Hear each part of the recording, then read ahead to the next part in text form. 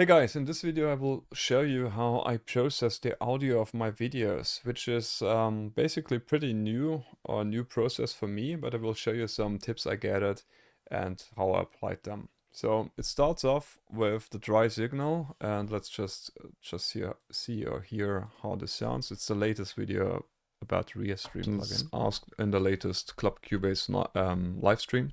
So this is basically the dry signal, and you have, I think, the normalization happened here on this stage.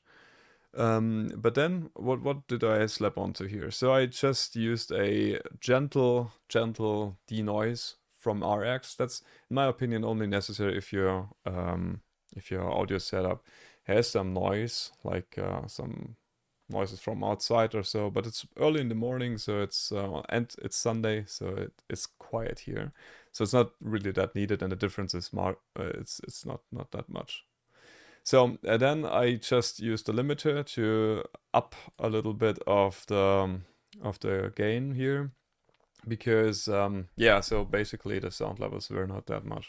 So, and Greg pointed out that the audio interface should be able to do it with a loop back function. Even with 5 dB, the limiter is not doing much. Then Pro Q, I just left that to a default vocal preset. So the lowest low frequencies are picked down, or yeah, and the upper frequencies are boosted a little bit. So it makes the voice a little bit brighter. Functions, for example, or you could also use two audio interfaces. Yeah, so this I'm actually not really hearing on my headphones, to be honest.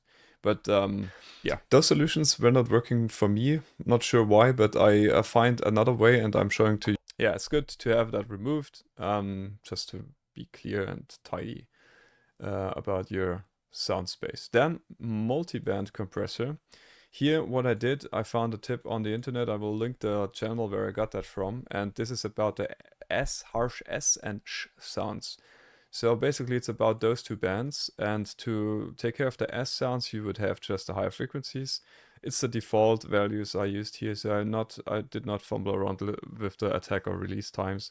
But what I did do is check the threshold. So if you see the threshold reaches with the S sounds, it reaches the threshold level. So the sound goes above it, and then the compressor is really doing something. To you this in this video, it's a soft. So you saw that with this software solution. So basically what you're doing is you get, so this is one thing. The other thing is for the sounds, you have this middle band, which starts at around 2K to 6K.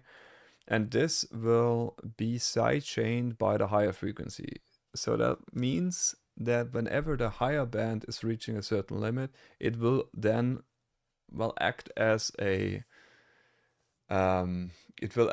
threshold to compress this band too. So it's not those frequencies in this band which are compressing or are being used as a threshold for compressing this band, but actually this higher frequencies. And that makes a ton of sense, because you just have not only the and sounds you want to compress in this band, but in the higher frequencies you just have less room for compressing sounds which you would not want to compress. So that's why this band is being sidechained by this band. Hope this makes sense. Yeah, but this is this with VST plugin called Restream. It's from KVR Audio. Pay attention to how the S, the sharp S sounds, how they're sounding now. And you can just download it. Basically, then there's two things needed. First, you would want in your OBS, you would want to create a audio source. And also take note that it is pretty harsh on the minus dB side of things. Like minus 10 dB is not a gentle not a gentle value. It's pretty much, but as it's working dynamically, so I think that's perfectly fine. I did not gain match it, to be honest. So what you should normally do is to just take the levels before and after the compression, and then adjust the gain knob here to have the equal level before and after the plugin.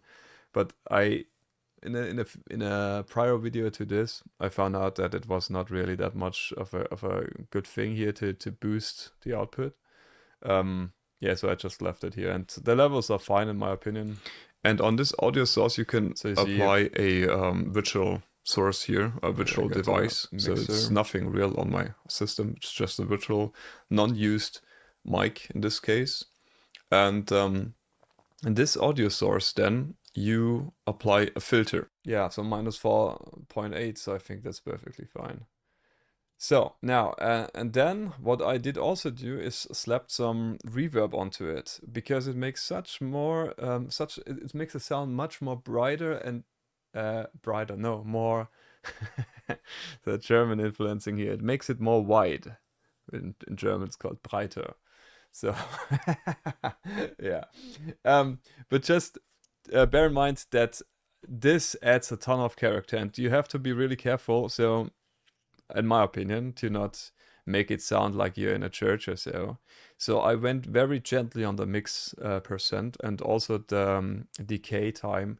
I did, I reduced it. So the Studio A setting is a lot larger, I think, 1.6 seconds or so. But let's just hear the before and after. Sure. So that's before. Now filter here, and you would apply a VST2.x plugin, and you can choose then if you install the Restream, you can choose this here. In my opinion, it makes the sound much more natural, like you really are in a room. And pay attention that this is for sure boosted with if you're using headphones, because you can hear a lot more clearly what the reverb and thing is on your headphones than you can with your monitors. So this is also something to take into account here. But I listened to this just with headphones. So yeah, did not really make the comparison. All right, yeah, so that's about it. I'm not sure how I'm going to do the processing on this one because I want to hear you the difference between before and after. So for this video, I'm just using normalization and boosting, so with the limiter, but all the EQ and compression and also reverb side of things, I will just leave away in order for you to be able to hear the differences before and after. So sorry for the audio quality on this one, but yeah, it was for demonstration purposes only. All right, thanks guys, and see you next time.